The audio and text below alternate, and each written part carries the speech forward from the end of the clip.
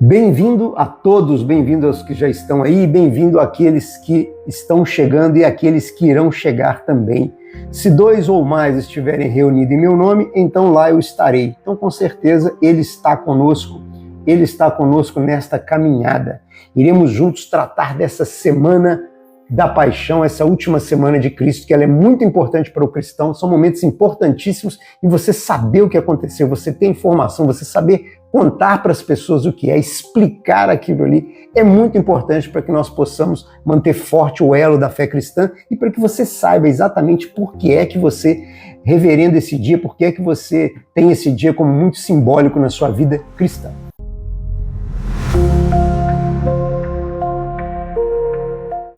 Então hoje, terça-feira da paixão, ensinamentos e confrontos. O objetivo do nosso encontro hoje será revelar como Jesus usou os últimos dias antes da cruz para confrontar a religiosidade vazia, para confrontar o ensino que afastavam as pessoas da verdadeira fé. Então ele aproveita esses últimos dias antes da cruz para confrontar a religiosidade vazia e ensinar sobre o fim dos tempos, chamando o povo à vigilância, sinceridade e à fidelidade. Aproveite nesse início, já compartilhe com quem você puder o nosso conteúdo para que todos possam ter a bênção de adquirir esta informação. Sejam então todos bem-vindos. Vamos relembrar o propósito da Semana da Paixão. Nós estamos vivendo nesses dias a Semana da Paixão, que são os últimos dias de Jesus Cristo antes da cruz. A caminhada marcada pelo amor, marcada pela entrega, mas também marcada por confrontos espirituais profundos. Essa semana, ela não é apenas um memorial histórico, não é apenas um momento de você lembrar o que aconteceu no sentido histórico, mas essa semana ela é um chamado à reflexão, ela é um chamado ao arrependimento, ela é um chamado à sua renovação espiritual. Essa semana, a Semana da Paixão, tem esse lado importantíssimo, que é um chamado à sua renovação espiritual. A cada dia, Jesus se aproxima mais da cruz, com o propósito de resgatar a humanidade. Iniciamos então com o Domingo de Ramos, em que ele entra em Jerusalém como rei. Nós comentamos que ele entra como um rei, mas havia ali uma contradição muito grande. A população toda festejando na cidade e o Filho de Deus chorava, uma cena muito forte que nós temos nas nossas passagens bíblicas. Isso acontecia porque o povo acreditava que a chegada de Jesus era atendendo, ao que Zacarias nos disse em 9:9, era a chegada do Messias. Eles imaginavam que aquele Messias iria libertá-los do jugo de Roma. Aquele Messias ia libertá-los dos romanos que os oprimiram. E iria, de forma imediata, trazer o crescimento de Israel. Eles acreditavam que estava chegando o Messias com uma espada, com um exército. E Jesus estava ali para acabar com o pecado. Ele estava trazendo um reino, mas um reino espiritual. E as pessoas não compreenderam isso. E você vai vendo que desde o domingo ele já vai começando a colecionar inimigos. Na segunda-feira ele purifica o templo, ele mostra o zelo pela santidade, ele expulsa aqueles mercadores no templo, aqueles que estavam ali vendendo a pomba, trocando moeda, os cambistas, estavam em grande quantidade explorando a fé dos peregrinos que passavam por ali. Ele chega e realmente tira as mesas, não permite que aquilo seja feito no templo. A segunda-feira foi a purificação do templo, mostrando o zelo na santidade. Hoje, terça-feira, nessa jornada dessa semana de Jesus Cristo, ele ensina com autoridade e ele confronta a hipocrisia daqueles líderes religiosos, aqueles líderes políticos religiosos que estavam ali, e é um dos maiores e acaba se tornando um dos maiores inimigos ali daquelas pessoas. Então, na terça-feira, ele ensina com autoridade e confronta a hipocrisia. E a hipocrisia é um dos maiores inimigos da fé verdadeira. Ao vivermos cada dia dessa semana, nós somos convidados a olhar para Cristo com mais profundidade e avaliar o nosso próprio coração à luz do que Ele fez por nós, do que Ele passou naquela semana por nós. O que é que eu estou fazendo, como é que eu estou conduzindo a minha vida, sabendo que nós estamos nessa semana importante para o cristão. Hoje nós veremos como Jesus não se calou diante da hipocrisia e como Ele nos alertou sobre o tempo do fim.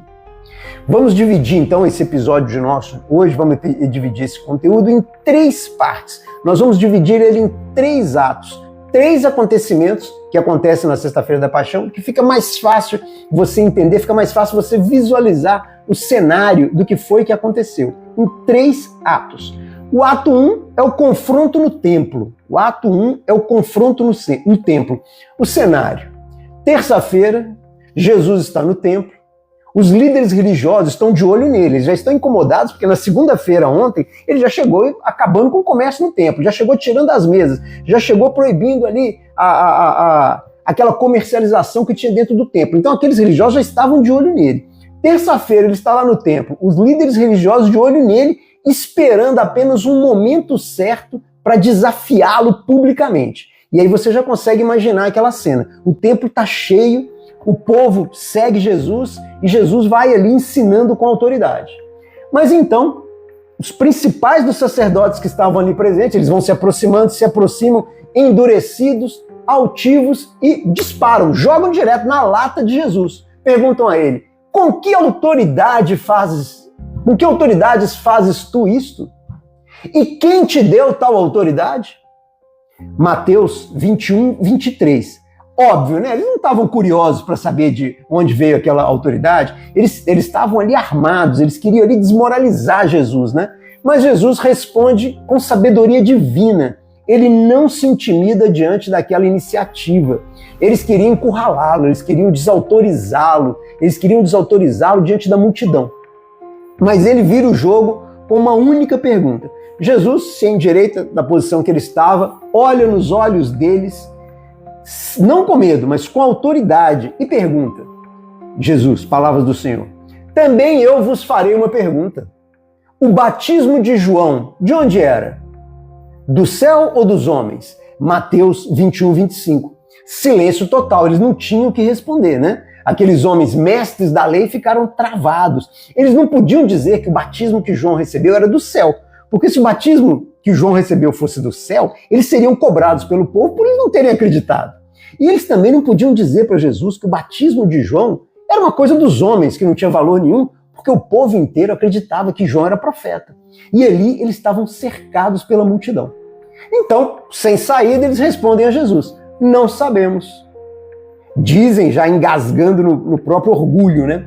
E Jesus, com firmeza de quem conhece o coração dos homens, responde: nem eu vos digo com que autoridade eu faço isso. Mateus 21, 27. Se vocês não me respondem se o batismo de João é de Deus ou dos homens, eu também não vou te responder, não vou responder a vocês com que autoridade eu estou aqui pregando no templo. Jesus não respondeu porque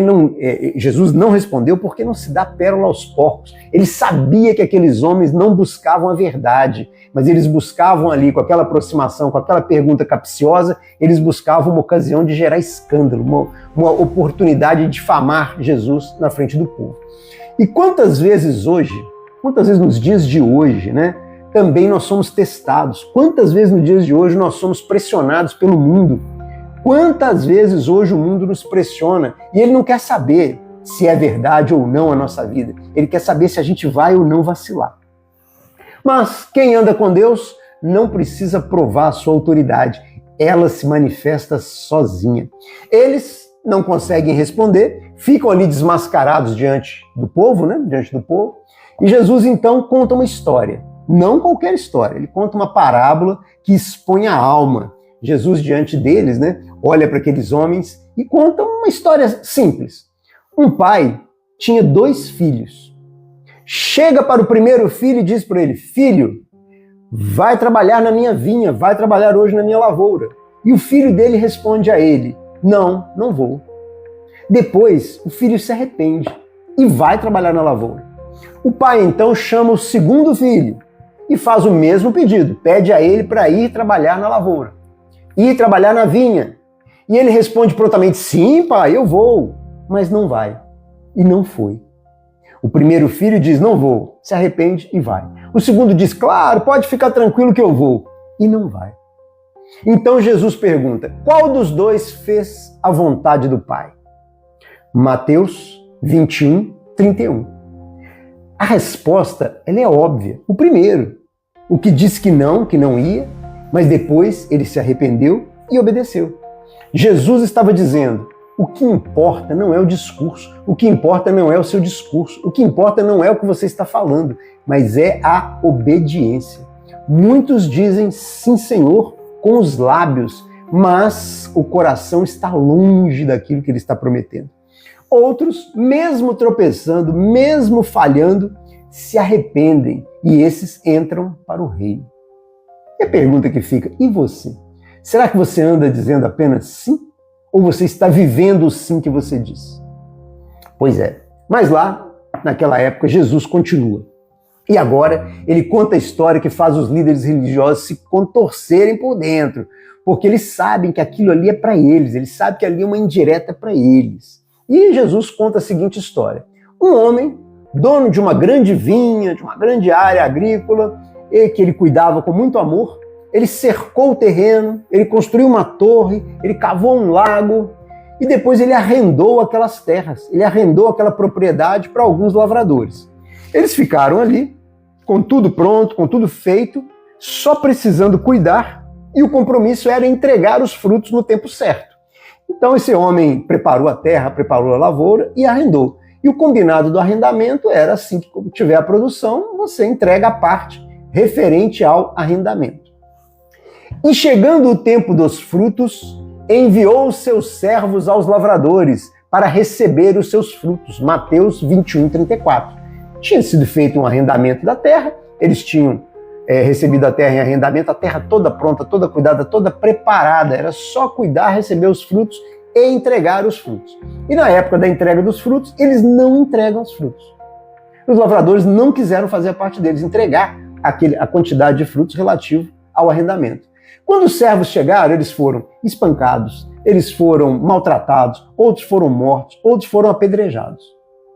O dono da terra, paciente ainda, mesmo tendo acontecido isso, os servos deles tendo passado por tudo isso, o dono paciente enviou outros servos. E eles fizeram a mesma coisa. Por fim, o homem, dono da terra, ele diz, eu mandarei meu filho.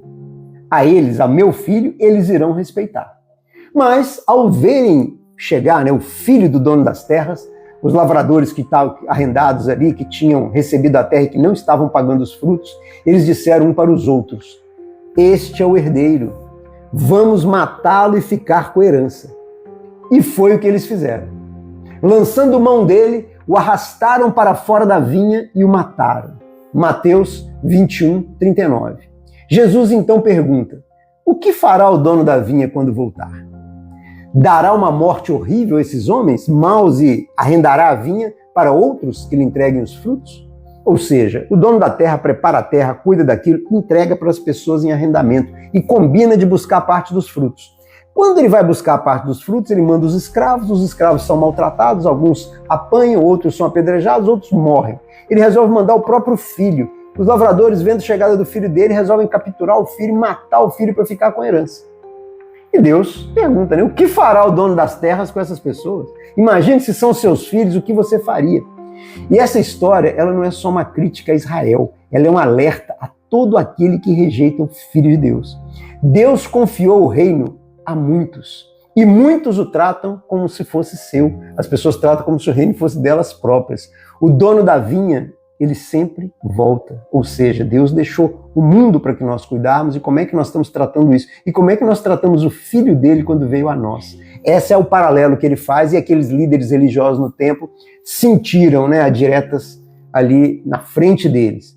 Ao fim da parábola, Jesus olha para os líderes e declara, o reino de Deus vos será tirado e será dado a uma nação que dê os seus frutos.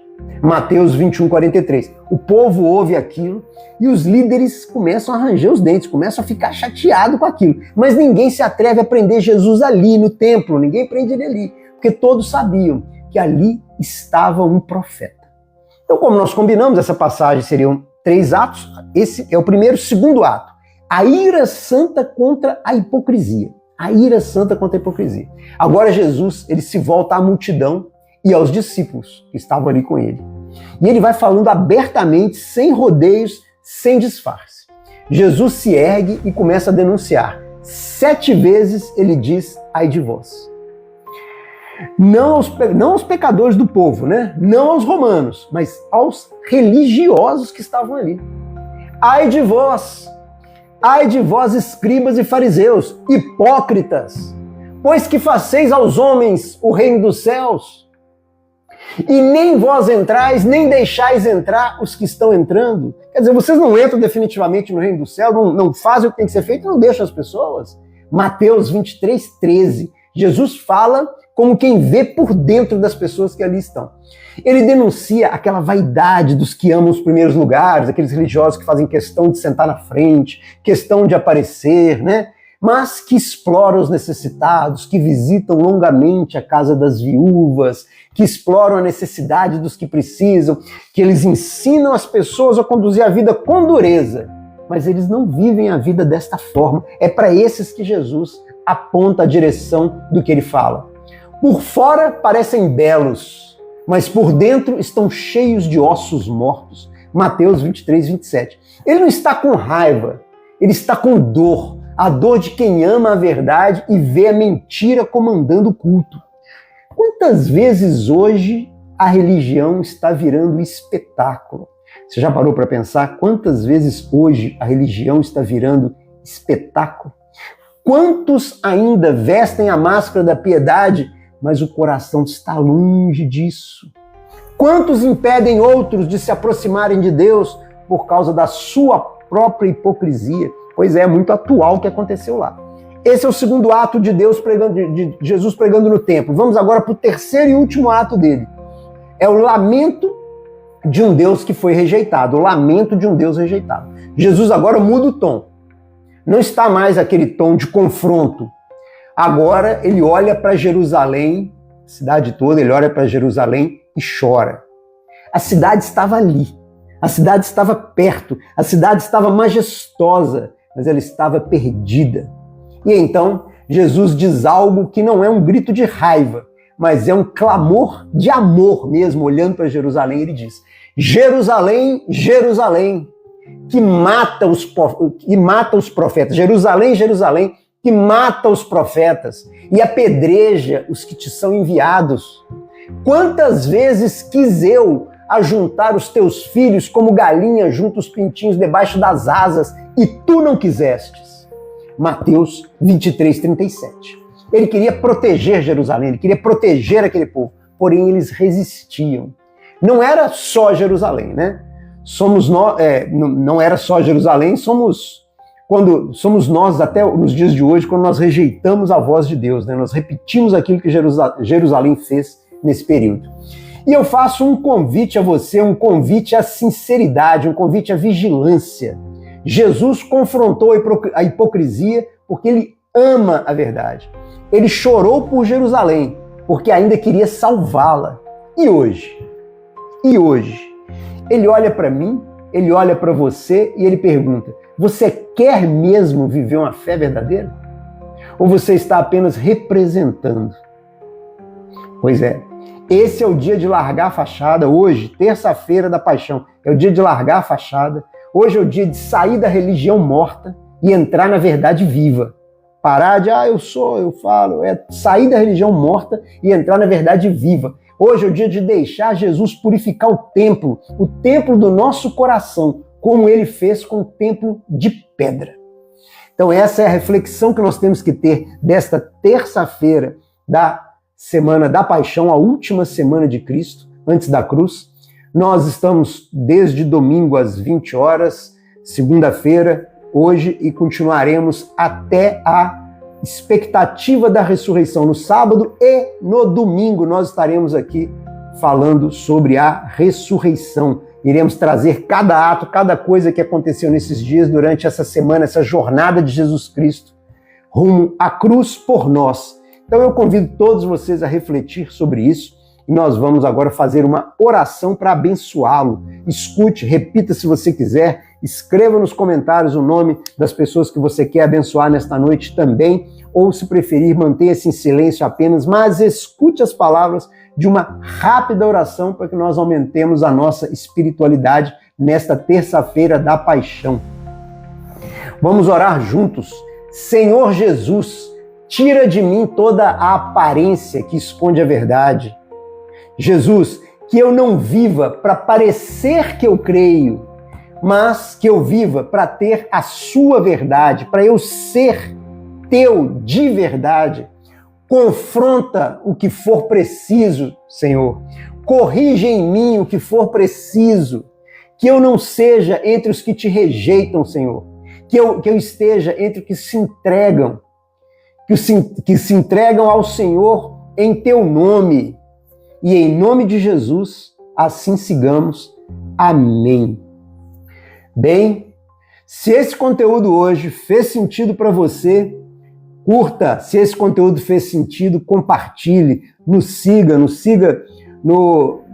aqui no TikTok, nos siga no Instagram, nos siga no YouTube, para que nós possamos estar sempre abençoando, para que nós possamos sempre levar a palavra a você, para que nós possamos sempre te ensinar um pouco mais, aprender junto com você mais algumas coisas, para que nós possamos manter viva a fé cristã, para que nós possamos fazer com que mais pessoas possam saber a verdade, saber a palavra. E por que, Dom, é importantíssimo que mais pessoas saibam isso? Por que é importante eu compartilhar e outras pessoas escutarem esta palavra? Porque quanto mais pessoas entenderem, quanto mais pessoas seguirem os valores cristãos, entregarem a Jesus, melhor a nossa vida. Mas como assim, Dom? Se aquela pessoa ali melhorar a vida dela, melhora a minha? Sim. Quem dera se nós pudéssemos ver um mundo onde nós estamos cercados de pessoas que gostam das mesmas coisas que nós gostamos e que se afastam das coisas que nós também nos afastamos. Então vamos criar um mundo muito mais digno, muito mais valoroso. Vamos trazer as pessoas para que elas possam melhorar espiritualmente. Faça isso, compartilhe, não deixe de acompanhar os nossos conteúdos. E você pode saber o seguinte: você é muito bem-vinda aqui sempre, você é muito bem-vinda, saiba disso. E enquanto eu estiver respirando, eu estarei aqui falando de Deus. E enquanto você estiver respirando, é porque Deus tem um propósito para você. Põe isso no teu coração e eu estarei aqui para levar a palavra a você sempre. Quero que você siga hoje em fé. Quero que você acompanhe amanhã às 20 horas. Nós falaremos dos acontecimentos, do silêncio das Escrituras amanhã e Judas preparando a traição. Falaremos dos acontecidos da quinta-feira, falaremos da crucificação. Sábado às 20 horas estaremos na expectativa da ressurreição, contando para você o que aconteceu naquele sábado, e domingo estaremos falando sobre a ressurreição. Portanto, compareça todos os dias, nessa semana da paixão, nessa semana da cruz, na última semana de Cristo. Compareça conosco, aumentando a sua espiritualidade aqui. Traga pessoas, compartilhe, para que você possa saber mais do que diz a Bíblia, para que você possa saber o que aconteceu com Cristo nesse período, para que você possa aumentar a sua fé, para que você possa aumentar a sua sabedoria cristã, para que você se pegue nos valores que interessam e possa abençoar a sua família, abençoar a sua relação, abençoar seu companheiro, abençoar seu filho, o seu trabalho, abençoar os seus sonhos, abençoar a si mesmo, sozinha, consigo e Deus, porque Ele estará com você sempre. Basta você abrir seu coração. Siga em fé e leia a Bíblia.